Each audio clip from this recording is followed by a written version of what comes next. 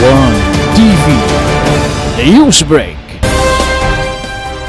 Public hearing sa tree planting proposed ordinance gisagop na sa plenaryo.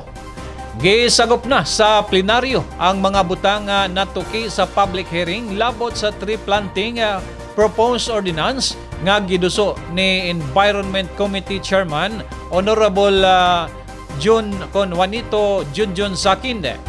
Gipaningkamutan sa Joint Committee nga adunay mahitabong deliberasyon o maaprubahan kini sa ikaduhang pagbasa.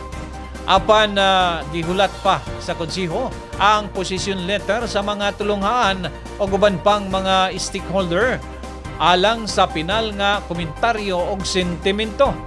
Sa sugyot balaod noon og kiniusap ang basihan sa himuong koreksyon sa proponent alang sa patas o epektibong implementasyon pohon sa ordinansa. Sa sa final approval sa maong proposed ordinance, mahitabo usab ang pagbinayluay og mga maayong idea og sugyot sa mga sakop sa konsiho. Isip environment advocate og nagdala sa komitiba sa kinayahan, giduso ni Honorable Junjun Sakin ang maong sugyot balaod nun.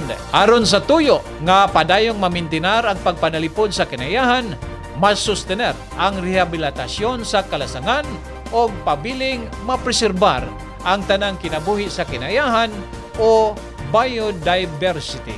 The laudable ordinance from Honorable Sakin. Thank you very much for this proposed ordinance and I hope this will push through. Noted by the Chair. Thank you, Honorable Sir. This invitation will wait on the final version of the ordinance of Honorable Sakin after the submission of all the procedures of all colleges and other stakeholders. After the time that Honorable Sakin will be able to revise his ordinance to suit the different versions being submitted by all stakeholders, Honorable Sir. Move then motion to concur, adopt this joint committee report dated February 1926 for approval of this House body up to the second and final reading, Honorable Sir. One